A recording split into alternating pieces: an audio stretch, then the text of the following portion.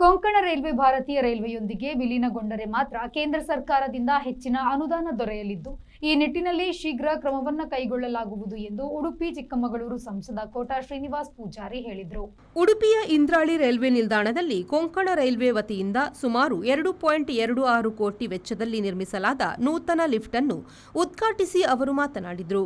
ಕೊಂಕಣ ರೈಲ್ವೆಯಲ್ಲಿ ಕರ್ನಾಟಕ, ಕೇರಳ, ಗೋವಾ ಹಾಗೂ ಮಹಾರಾಷ್ಟ್ರ ರಾಜ್ಯಗಳು ಪಾಲುದಾರರಾಗಿವೆ.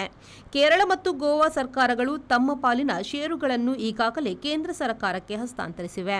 ಕರ್ನಾಟಕದಲ್ಲಿ ಈ ಪ್ರಕ್ರಿಯೆ ಸ್ವಲ್ಪ ವಿಳಂಬವಾಗಿದ್ದು, ಮುಖ್ಯಮಂತ್ರಿ ಡಿಕೆ ಶಿವಕುಮಾರ್ ಜೊತೆ ಮಾತನಾಡಿದ್ದು, ಅವರು ಸಂಪೂರ್ಣ ಸಹಕಾರ ನೀಡುವ ಭರವಸೆ ನೀಡಿದ್ದಾರೆ. ಹಾಗೆಯೇ ಜಿಲ್ಲಾ ಉಸ್ತುವಾರಿ ಸಚಿವ ಯುಟಿ ಖಾದರ್ ಅವರೊಂದಿಗೂ ಚರ್ಚೆ ನಡೆಸಲಾಗಿದ್ದು, ರಾಜ್ಯದ ಪಾಲಿನ ಷೇರುಗಳನ್ನು ಶೀಘ್ರವೇ ಕೇಂದ್ರಕ್ಕೆ ಹಸ್ತಾಂತರಿಸುವ ವಿಶ್ವಾಸವಿದೆ ಎಂದು ತಿಳಿಸಿದರು. ಸುಮಾರು 2.25 ಕೋಟಿ ರೂಪಾಯಿಗೆ ಮಿಕ್ಕಿ 2.25 ಕೋಟಿ ರೂಪಾಯಿಗೆ ಮಿಕ್ಕಿ ಈ ಕಾಮಗಾರಿ ಇವತ್ತು ಅಧಿಕೃತವಾಗಿ ಸಮರ್ಪಣೆ ಮಾಡುವಂಥ ಕೆಲಸಗಳನ್ನು ಕೊಂಕಣ ರೈಲ್ವೆ ಇಲಾಖೆ ಮೂಲಕ ಮಾಡಲಾಗಿದೆ. ಆ ಹಿನ್ನೆಲೆಯಲ್ಲಿ ನಾನು ಇನ್ನು ಉಳಿದಿರುವಂಥ ಕಾಮಗಾರಿಗಳಿವೆ, ಇನ್ನು ಹಲವಾರು ಕಾಮಗಾರಿಗಳಾಗಬೇಕು.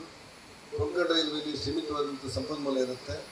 ಇಷ್ಟಾದರೂ ಮಾಡಿದ ಕೂಡ ಏನು ಸಣ್ಣ ಕೆಲಸ ಅಲ್ಲ. ಆ ಕಾರಣಕ್ಕೋಸ್ಕರ ನಾನು ನಮ್ಮೆಲ್ಲ ಅಧಿಕಾರಿಗಳಿಗೆ ಪ್ರೀತಿ ಅಭಿನಂದನೆ ಹೇಳಿ ಮುಂದುವರೆದು ಈ ಕೊಂಕಣ ರೈಲ್ವೆಯನ್ನು ಭಾರತೀಯ ರೈಲ್ವೆಗೆ ವಿಲೀನ ಮಾಡಬೇಕು ಅಂತ ಹೇಳಿ ನಾವು 3 ಜನ MP ಪ್ರಯತ್ನ ಮಾಡ್ತಾ ಇದ್ದೇವೆ.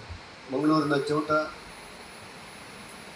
ಉತ್ತರ ಕನ್ನಡದ ಕಾಗೇರಿ ಮತ್ತು ನಾನು 3-4 ಸಾರಿ ರೈಲ್ವೆ ಸಚಿವರನ್ನ ನೋಡಿದೆವು. ನಿನ್ನೆ ಮೊನ್ನೆ ನಾನು ನಮ್ಮೆಲ್ಲ ಶಾಸಕರ ಜೊತೆ ಹೋಗ್ಬೇಕಂತ ಮಾಡಿದ್ದು, ಆದರೆ ಆಕಸ್ಮಿಕವಾಗಿ ಮುಖ್ಯಮಂತ್ರಿಗಳ ಭೇಟಿಗೆ ಅವಕಾಶ ಕೊಟ್ಟು ಈ ಕೊಂಕಣ ರೈಲ್ವೆಯಲ್ಲಿ 4 ರಾಜ್ಯಗಳು ಶಾರ್ ಹಾಕಿವೆ: ಗೋವಾ, ಕೇರಳ, ಕರ್ನಾಟಕ, ಮಹಾರಾಷ್ಟ್ರ. ಕೇರಳ ಮತ್ತು ಗೋವಾಗಳು ತಮ್ಮ ಶಾರನ್ನ ಸರೆಂಡರ್ ಮಾಡಿದೆ ಕೇಂದ್ರ ಸರ್ಕಾರಕ್ಕೆ. ಕರ್ನಾಟಕದಲ್ಲಿ ಸ್ವಲ್ಪ ವಿಳಂಬ ಆಗ್ತಾ ಇದೆ. ಆದರೆ ನಿನ್ನೆ ಮುಖ್ಯಮಂತ್ರಿಗಳು ಭೇಟಿ ಆದಾಗ ಇದು ಅಭಿವೃದ್ಧಿ ಕೆಲಸ ನಾನು ತುಂಬ ಪೂರ್ಣ ಸಹಕಾರ ಕೊಡ್ತೇನೆ ಅಂತ ಹೇಳಿದ್ದಾರೆ. ಕಾರ್ಯಕ್ರಮದಲ್ಲಿ ಉಡುಪಿ ಶಾಸಕ ಯಶ್ಪಾಲ್ ಸುವರ್ಣ, ಉಡುಪಿ ನಗರಾಭಿವೃದ್ಧಿ ಪ್ರಾಧಿಕಾರದ ಅಧ್ಯಕ್ಷ ದಿನಕರ ಹೇರೂರು ಸೇರಿದಂತೆ ಹಲವರು ಉಪಸ್ಥಿತರಿದ್ದರು. Sreejith, V4 news, Udupi.